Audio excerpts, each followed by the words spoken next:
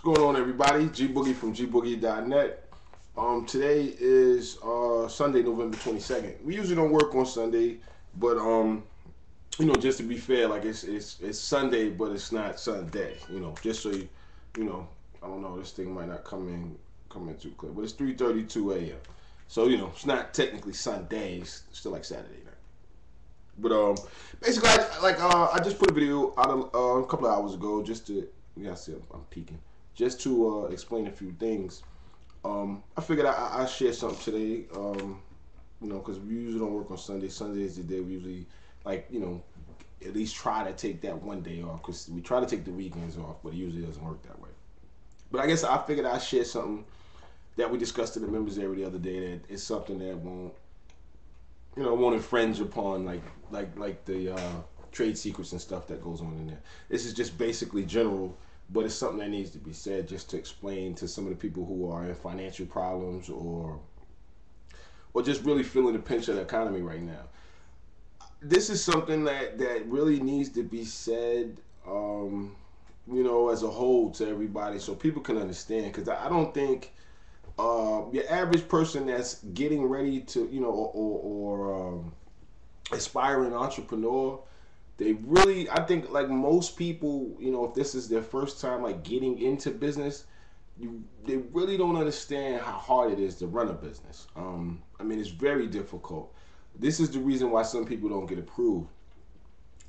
Basically because it's your whole structure that you got set up. It's almost like, whether you're working a 9-to-5 job or a traditional job or whatever the case may be, and you decide, you have an idea and decide to go a different direction, as far as extra income. And, I don't know how to really say this without ever being, without being discouraging, but it's a lot of work. Especially if the businesses that you're setting up is going to be on a level where you need a couple of employees, it's a lot of work. If you ask anybody that you know personally that has a small business like a mom and pop or a startup or something like that, you can ask them how tough it is to actually run a business. You know what I'm saying? A lot of people have a misconception that, I'm trying to come up with a quick example. Say I cut grass. Say I have a lawn care service or landscaping service. Say I have 3 employees. Say it's midsummer. Usually the busiest time of the year.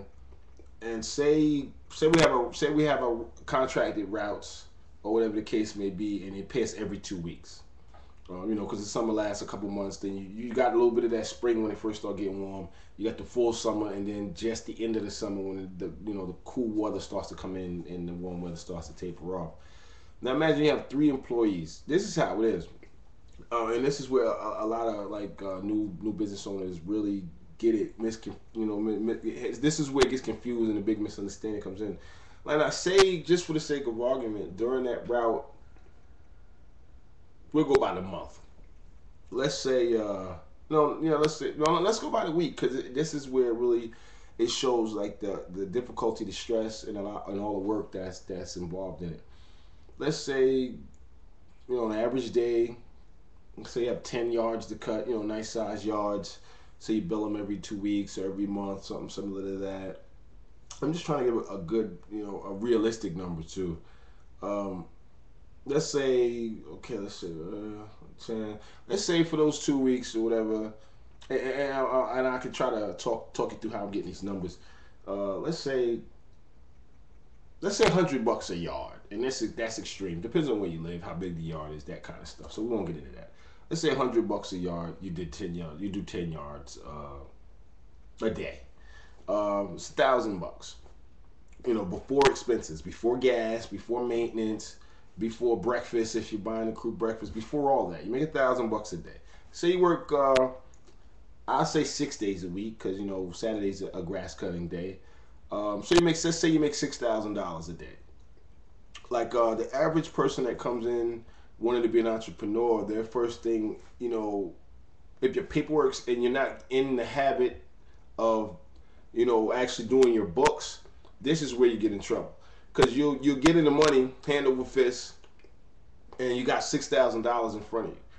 Most people, when you first come in, before you actually get the bookkeeping and record keeping down pat, you pay your employees what is known as under the table. Which means they get no health benefits. They don't get the benefit of it. Any of it paying in the Medicare or Social Security, like Social Security or anything like that. So you got $6,000.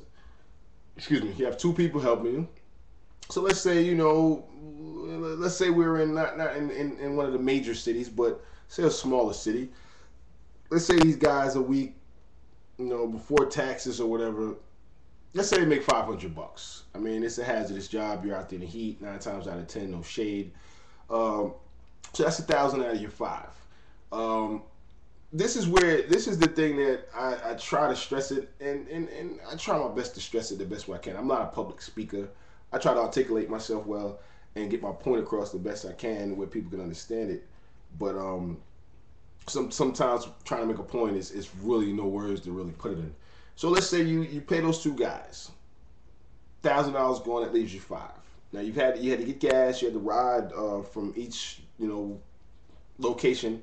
Hopefully you'd be using a company vehicle at that point, or even if you're not, you factor it in. You have to put gas in it. You got to put gas in the lawnmowers. You got to put gas in the weed eaters. If the boss is comping lunch, then that'd be kind of like an expense. So let's say, just that alone, in a week's time, let's say $1,000. I mean, because if you're making that kind of money, the turnover ratio is usually not that great. It's not like you're gonna put $1,000 in it and make $8,000 a week. So let's say 2,000 just to be safe, just in expenses and everything else for the week, and that's counting paying your employees and everything. So it says two, and you got four left. We're not like when you traditionally run your business formally the way you're supposed to. Like, we're not factoring in workman's comp insurance, and, you know what I'm saying, and things like that. Like, we're not bringing in days you can't work, that kind of stuff. We're not bringing in taxes. We haven't factored that in at all. You know what I'm saying? Like, if you really truly, like, it's different if you need the money right now because times are hard. Then you do what you got to do to get what you got to get. But for those that are truly trying to build something a business that you can start, build equity in it, and then sell it, like your paperwork. I mean, you don't want to wait till you're 6 months, 8 months, a year, and some change down the line, and decide that, okay, well, I do have something. I can sustain this. I can build equity in it. Where the company has several contracts, and I can sell it to someone else. And retire.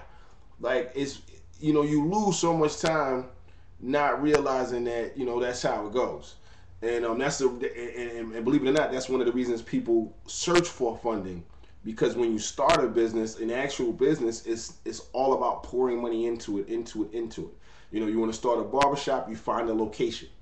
These are one of the cheaper businesses to start. You find a location. You have to get your lights. You have to get your water on, your utilities. You're gonna need, if it wasn't already a barbershop before, you're gonna need decorations. You're gonna need mirrors. You're gonna need barber's chairs. You're gonna need the place inspected. You're gonna need insurance, and you're gonna need a sign, maybe several signs, maybe one outside, up top, above your establishment, maybe one in the window, a fluorescent. Like most startup businesses, all you do from the first year or two is pour money into it. If you got a couple of people that you're paying to cut hair, if you're a startup, obviously you're working something with them because the budget is kind of shaky. So it's all out. So I just want to, and I got like maybe 40 seconds left to go. YouTube gives me 10 minutes. We're at 9:10. I just wanted to express this because most people think like the only money you pour in is the money for your trade lines. You buy this, you buy this, you buy this. You sit back and wait. It gives you a score. And now that, like in the last example, like that 6,000 is just in your lap to do what you want to do with. Like there's no other paper to file. There's nothing else to fill out and jot down by the day. No receipts to keep. Like they're sadly mistaken. Like that's not how you do it. And before you actually go into business for yourself, even if you're just raising money for an idea you have, it's just one thing I just want to make sure everybody thinks of that. Like running a business is really tough. So I just want to make sure y'all know that. Got 10 seconds. This is Gboogie from Gboogie.net, man. Become a member today.